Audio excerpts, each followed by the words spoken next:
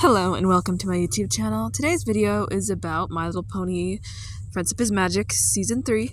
This is not intended for children under the age of 13 years old, and if the comments are set off, it's because YouTube did it, not me. So, there will be spoilers for Season 3 in this video. I don't think that matters with something that's from 10 years ago, but I will mention it just for posterity. This is a little different than my normal videos because I'm going over a whole season, and, well, the other times I've went over half a season because 26 episodes in one video comes out to like a 50-minute video, and editing that beast, not even possible for me, you know? So I always do it, so I split it. I'm gonna start off with Season 3's characterization. The main six are consistent as always, so let's talk about some side characters that are more prominent in this season. Such as Celestia, Luna, and Cadence, which are more present in the plot than they have been in previous seasons, which is really nice to see.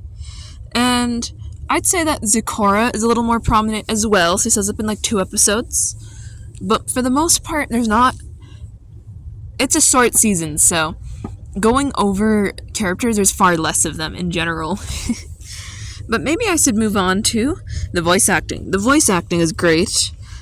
As always, new characters like Chrysalis have voices that work really well with their characters. It sounds exactly how it should.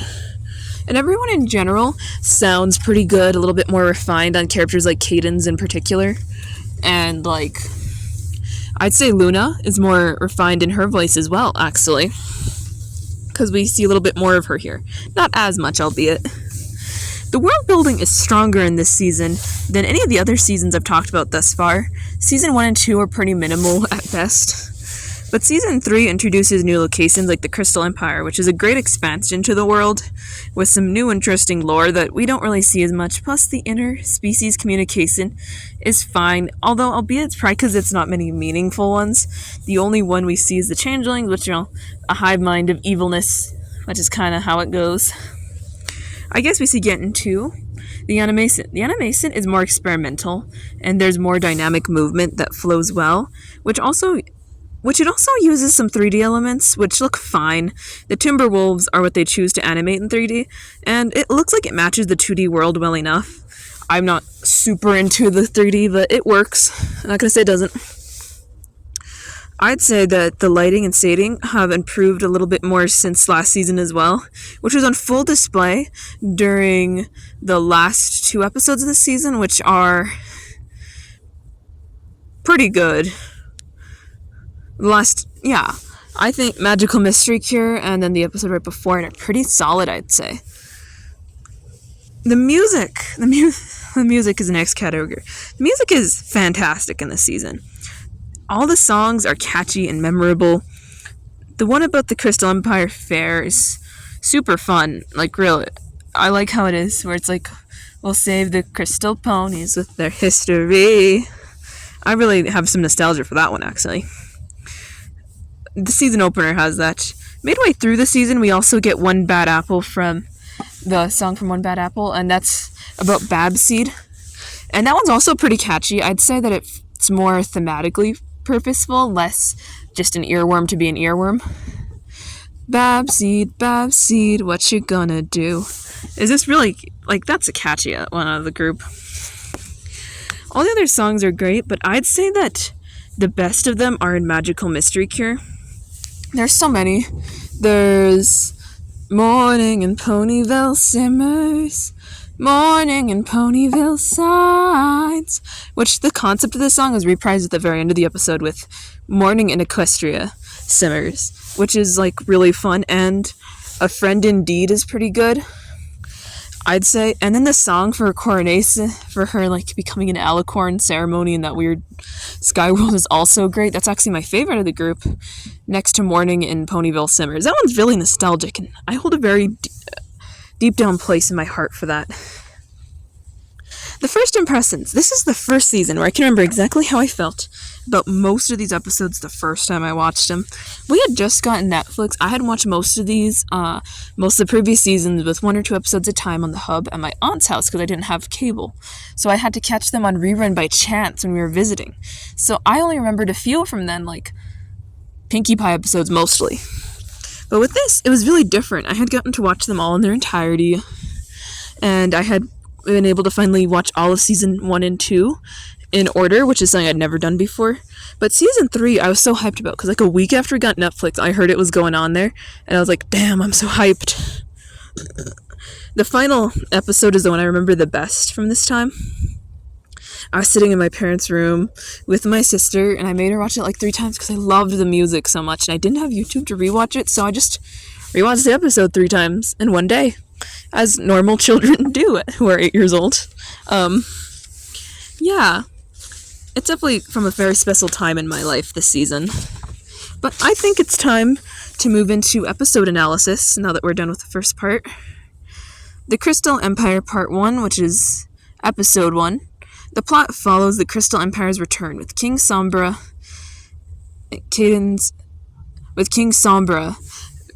trying to attack. Cadence and Shining Armor are sent to the Crystal Empire before Twilight and her friends to help. The main 6 work with the citizens of the Empire to bring love, light, and happiness, while Cadence and Shining Armor maintain a protective shield. Things are looking grim in the absence of the Crystal Heart. So my thoughts. This is the first of the 2-parter opener, and God, it's a great start. The way Celestia says Twilight must be the one to save the day is interesting, because I'm not sure if she had some kind of vision or something, or maybe a prophecy, and I think that it sort of influenced it. Why is it so easy for Twilight and Celestia to use dark magic too? It looks just like Sombra's here, and Cadence and Shining Armor don't seem fazed by it. I mean, the way Celestia just casually uses something that seems to be pretty loaded in the plot is kind of impressive. Cadence and Shining Armor make their second appearance, and they're really solid here. So this time it's Cadence maintaining the Crystal Heart, maintaining a spell around the Crystal Empire all by herself, which is a little different, and I find it quite interesting. I think, at least, because last time it was just Shining Armor maintaining a spell around Counterlot. But I did really appreciate them because they're so sweet with each other and so nice. The way Cadence just swooped in at the end was fantastic. So yeah. Now to the next episode. The Crystal Empire Part 2. The Crystal Fair is helping out the citizens of the Empire, but they are getting worried with the absence of the Crystal Heart midway through, and Caden's magic is failing fast. Twilight must find the Crystal Heart before it's too late. Using all the magics he studied, Twilight finds the Crystal Heart but gets trapped by Sombra.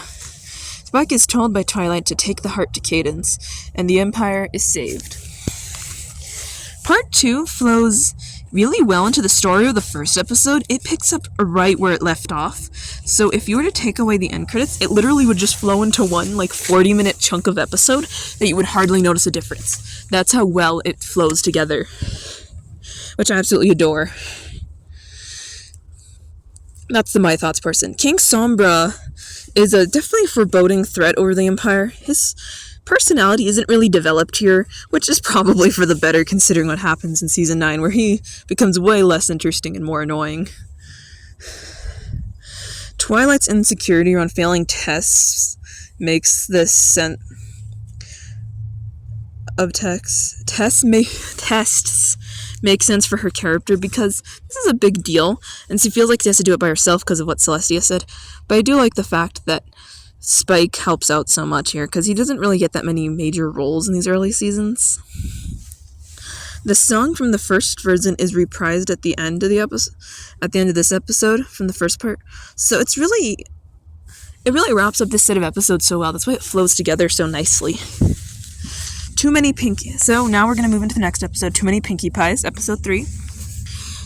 The plot follows Pinkie Pie getting FOMO because her friends are having fun without her. She finds out about a mirror pond to make more of herself. Things spiral out of control when the Pinkies start multiplying rapid fire and taking over Ponyville. Her friends must find the real Pinky and get rid of all the other Pinkies. My thoughts. I remember this episode having some odd implications, which are still there. Definitely still true. The Mirror Pond is an interesting bit of world building. I kind of found the way Twilight gets rid of the other Pinkies a bit traumatizing. Those poor Pinkies just exploded. Also, there's some good visual gags here, like the Gen 3 face on Pinkie Pie was just a really nice little callback. Because I watched Gen 3 as a kid, and I like this a little bit more than I expected to, although I'm still kind of disturbed by the concept of it. Not gonna lie. Let's get into One Bad Apple. The plot follows Applejack's relative Babseed visiting Ponyville. She starts off shy, but then she starts bullying Apple Bloom and the other Crusaders when Diamond Tiara shows up in Silver Spoon. The Cutie Mark Crusaders try to get Babseed back for her accent and then realize that there's more going on behind the scenes in Babs. So, my thoughts. This episode handles a serious topic, that being bullying, and it does not do the greatest job with it. The message of the episode is a bit confusing. I'm not sure if it's don't become a bully because others have hurt you, or standing up to a bully is bad because it'll make them feel bad. I didn't quite get it. Although the song about Babseed's bullying is pretty catchy and a little bit stuck in my head now. But in general, I do think it's interesting for this episode. I just don't understand the concept behind it very well. Because you have to be very careful in tackling bullying as a topic. It can be very poorly done at times, like here. But I think we should just move into Magic Duel. The plot follows Trixie returning to Ponyville with a new powerful amulet. And she challenges Twilight to a magic duel. Twilight loses, so therefore she's kicked out of Ponyville by Trixie's rule. Twilight trains in the forest with Zecora and ends up outsmarting Trixie with the help of her friends. And Trixie leaves town defeated and embarrassed. My thoughts. This episode sees the return of Trixie, which kind of makes her more unlikable than she already was. I hated her a lot as a kid. And I've just made an episode about the Alicorn Amulet, which is introduced in this episode. It's a great plot point for it, though. I like seeing Zecora again. As always, she helped Twilight greatly to defeat Trixie. The callbacks to Swarm of the Century when Pinkie plays a bunch of instruments is really fun. Although I don't know how she's playing the harmonica because she doesn't have a mouth in this episode for about half of it. But you know what? It's Pinkie. Don't question it. I like this far more now than when I was the target demographic, ironically. I was 8 years old. Let's move into the next episode, Sleepless in Ponyville. The Cutie Marks Crusaders are going on a camping trip with Applejack, Rarity, and Rainbow Dash. Scootaloo is starstruck by Rainbow Dash and is worried about getting embarrassed by being scared of things.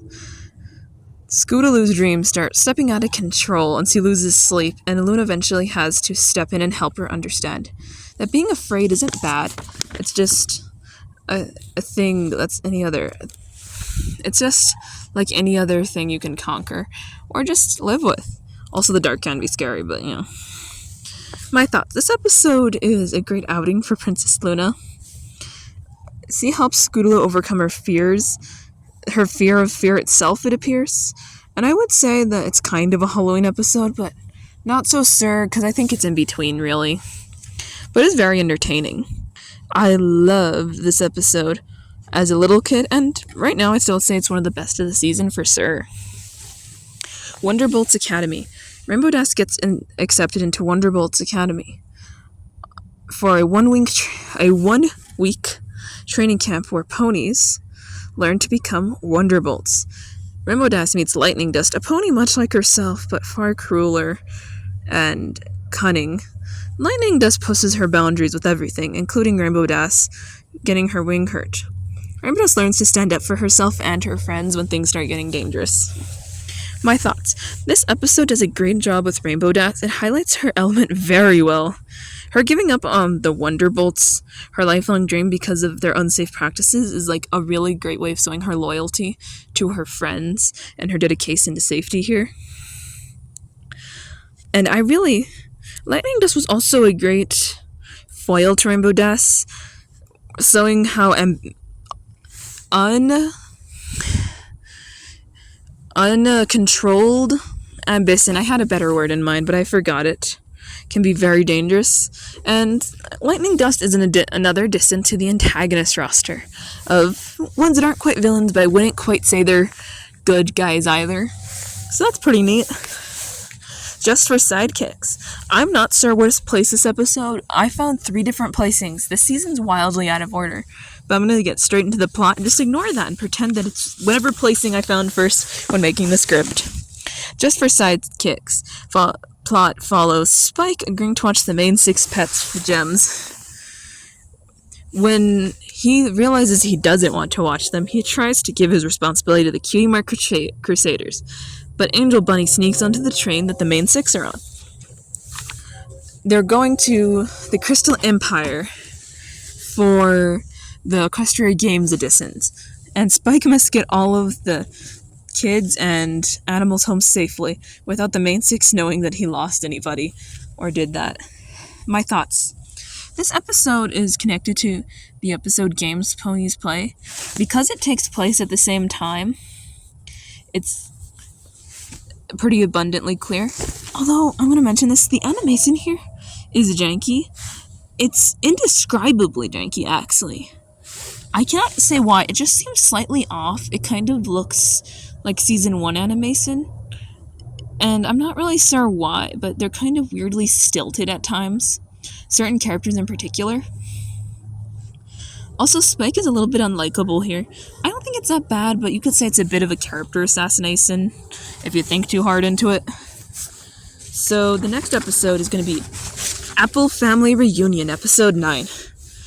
Granny Smith hands the reins of the Apple Family Reunion to Applejack, who takes it way too far, making things too intense and taking away all the fun. The hay ride goes wrong, and the barn ends up getting destroyed. So the whole family band together to fix the barn, where Applejack learns a valuable lesson that not everything has to be perfect, they just have to be fun. This episode was fun. Seeing little Applejack was just adorable. And the extended family sewing up again was also a neat detail. It's interesting to see how they interact. And they're all kind of sweet with each other. Babsy sews up again, and she's definitely better than the last time we saw her. She's emotionally grown to an extent. Granny Smith is also a hoot. I didn't realize how much I loved Granny Smith until I rewatched the early seasons. She's great. Like, watch them for her, if no other pony, okay? Now we're going to get into episode 10, Spike at your service. Spike is in the Everfree Forest, and Applejack saves him from Timberwolves.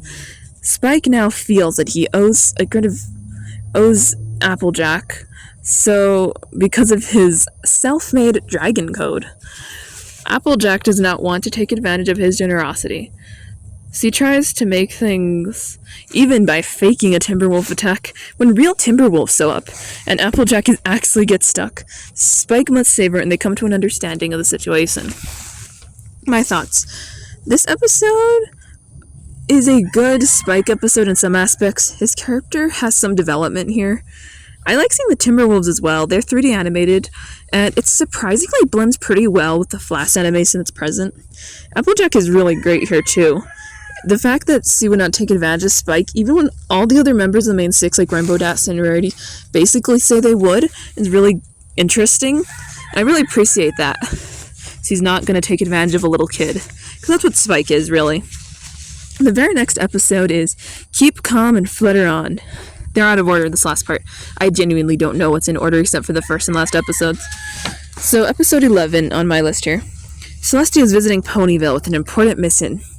to reform Discord. So he trusts Fluttershy to get through to him, and Discord takes advantage of Fluttershy's kindness until he realizes that he alienated his one and only friend. He changes his mind and agrees to help protect Equestria's lands with his magic, and yeah. My thoughts. I found this episode interesting. It's the second time we see Discord, and he's still a fun character here, as always. Also, this is a fantastic Rainbow Fluttershy episode. She does it just does a great job with showing off all of her strengths as a character. I also love that Celestia is the one who wants Discord to be free. She really believes he can change for the better, even after everything he did to her and everything he'll do after this. She still trusts him. I really like this one. Let's move on to episode 12, Games Ponies Play. The plot, the main six are going to greet Miss Harswinny in the Crystal Empire for the auditions for the Equestria Games. They mistake a random pony for Miss Harswinny and give her a tour of the Crystal Empire. Meanwhile, Miss Harswinny is not having a good time and ends up until she ends up at the spa where Cadence is. And she says that she's unhappy, but she will let the games happen there because of everything the new pony told her. My thoughts. This episode obviously takes place at the same time as Just for Sidekicks, to an extent, and it's really something that happens rarely in this show. Episode like these, I don't think there's any other episodes like this in the show at all, actually. I like the humor here. There's some really good jokes, mainly with a new character and Miss Harswinny and then the other mare who they mistake for her, having some really funny moments. The Crystal Empire makes its first appearance since its introduction, and it seems to be doing well. The customs of the citizens are kept in mind even when the leader isn't from there, which is a really great detail that they're respecting the original culture of these deeply traumatized people, really. But I think that sums up this episode. Let's move into Magical Mystery Cure. Twilight Sparkle accidentally casts a spell that changes the destiny of all of her friends. She must help them find their true selves again and finish Starswirl the Bearded spell in order to make things right. Twilight ends up eventually doing so, and she becomes an Alicorn princess. This is such a nostalgic episode for me. As I mentioned, I can still remember watching this for the first time like yesterday. The music is great and really well timed. Morning in Ponyville Simmers is reprised pretty at the very end with Morning in Equestria signs, and it's a really nice way to wrap up the plot. The plot is really interesting here. I like that it's foresight at the beginning of the season with the spell book at the end of the Crystal Empire two-parter. They force out of the spell book that ends up being integral to the plot of this episode. And I just really love that. I adore this episode, even though the fandom was not happy about it. It was definitely because of Alicorn Twilight's very existence. They did not like it much. But I think it makes sense for her as a character. It was always set up that she would become a princess or a leader in some capacity. And I would have been happy regardless if she just stayed in Unicorn or an Alicorn. I don't actually care. I'm happy we got what we got, though. I would have been happier if they didn't do a character assassination in Generation 5, unfortunately, though. I also would have been fine if this was the very last episode of the series, but it wasn't, and I love the fact that we get more after this, because the show really hits its stride after Season 3 to me. I love it so much. Closing thoughts. I like this season. It may be short, but it's a really well planned out one for sure. There's definitely an abundance of growth for the characters, specifically Twilight has an entire plotline carried through about learning that she can't get everything right, learning to help with others even when things are tough. And she just has a really fantastic one. Not to mention Fluttershy, Applejack, and Rainbow Dash are really well done here in comparison to last season. Pinkie, she can be a lot. But I still love her character. She's Pinkie, don't question it, you know? If you liked this episode, feel free to check out my other My Little Pony content. I post every Saturday, and I also have a playlist for this content specifically, if you are only interested in it, that you should check every Saturday morning, because I'm going to attempt to make sure I maintain this. I really enjoy making these videos, and I think that's pretty much everything I had to say. Like, comment, subscribe. Bye!